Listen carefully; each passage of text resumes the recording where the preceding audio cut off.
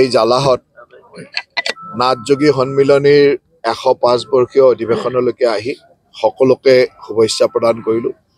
মুখ্যমন্ত্ৰী ডাঙৰীয়াই বিশেষ কাৰণবশতঃ যেহেতু এডভান্টেজ আসামৰ কাৰণে বিদেশলৈ যাব লগা হৈছে, তেখেতে আহিব নোৱাৰা কাৰণে মোক ইয়াত উপস্থিত থাকিবলৈ কৈছিল আৰু মুখ্যমন্ত্ৰী ডাঙৰীয়াৰ হৈ মই ইয়ালৈ আহি সন্মিলনীৰ সকলো কাৰ্যকৰ্তা আৰু ইয়াত উপস্থিত শুভাকাংক্ষীক আমি শুভেচ্ছা জ্ঞাপন কৰিছোঁ।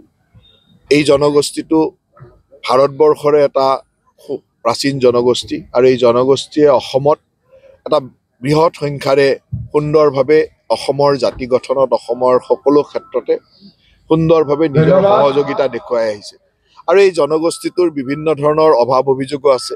সময়ে সময়ে আমাৰ চৰকাৰক এই কথাবিলাক জনাই আছে আৰু আমিও চৰকাৰখনে অসমৰ প্ৰতিটো জাতি জনগোষ্ঠীৰ সমস্যাসমূহ সমাধান কৰি এখন শ্ৰেষ্ঠ অসম গঢ়াৰ লক্ষ্যৰে মুখ্যমন্ত্ৰী ডাঙৰীয়াই আগবাঢ়ি গৈছে। মই ভাবোঁ যে এই জনগোষ্ঠীৰো যি সমস্যা আছে এই সমস্যাবিলাক আমাৰ চৰকাৰে বিভিন্ন ক্ষেত্ৰৰে সমাধান কৰাৰ চেষ্টা কৰিব।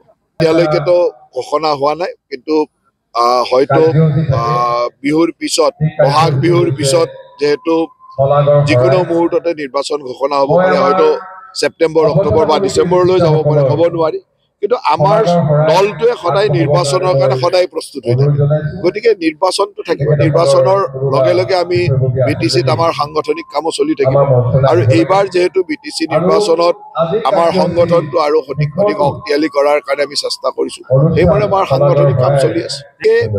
আমাৰ মুখ্যমন্ত্ৰী ডাঙৰীয়াই আগতে কৈ থৈছিলে যে আমি BTC অঞ্চলৰ নিৰ্বাচনত বা BTRৰ নিৰ্বাচনত প্ৰত্যেক দলে নিজাববীয়াকৈ ইলেকশ্যন খেলিব। যদি ক'ৰবাত কিবা মিলা মিছা হয় সেইটো সময়ত দেখা যাব, কিন্তু আমাৰ দলৰ কাৰ্যকৰ্তাসকলক নিজস্বভাৱে নিৰ্বাচন খেলিবৰ কাৰণে প্ৰস্তুত হ'বৰ কাৰণে কৈছিলে। গতিকে এতিয়াতো নিৰ্বাচন অহা নাই, গতিকে একে আষাৰে মিত্ৰতা হ'ব নহ'ব এইবিলাক আমি ক'ব খোজা নাই, কিন্তু আমাৰ দলীয় কৰ্মীসকলে এটা বাৰ্তা আছিল যে সকলোৱে এই স্থানীয় নিৰ্বাচনসমূহ নিজে নিজে খেলিব পৰাৰ প্ৰস্তুতিটো চলাই থাকিব লাগে।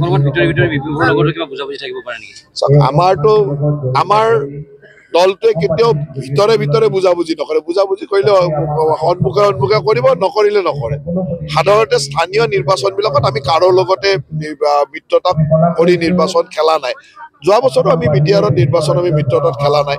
এইবাৰো পঞ্চায়তৰ নিৰ্বাচনত আমি কৈয়ে থৈছোঁ যে আমাৰ কাৰো লগত মিত্ৰতা নাথাকে, কিন্তু বিধানসভাৰ নিৰ্বাচনত আমাৰ মিত্ৰতা থাকিব। বিধানসভাত আমাৰ মিত্ৰ দলৰ লগত নিৰ্বাচন হ'ব। পঞ্চায়ত, BTRৰ নিৰ্বাচন বা এনেকুৱা ধৰণৰ কাউন্সিলৰ নিৰ্বাচনবিলাকত আমি নিজে নিজে খেলোঁ, আগতেও খেলিছোঁ। তাৰে মাজতে কোনোবাই যদি বুজা বুৰা কৰিব খোজে কৰিব পাৰে, স্থানীয়ভাৱে বুজা বুৰা কৰিব পাৰে। এইবাৰ আমাৰ সংগঠন ক্ৰমাগতভাৱে ভাল হৈছে, বিশেষকৈ বাক্সা, তামোলপুৰ, ওদালগুৰি এই জিলাকেইখনৰ আমাৰ সংগঠন যথেষ্ট শক্তিশালী হৈ আছে। গতিকে মই ভাবোঁ যে 5খন জিলাতে শক্তিশালী, কিন্তু এই 3খনত বেছি ভাল। গতিকে মই আশাটো আমাৰ যথেষ্ট আছে।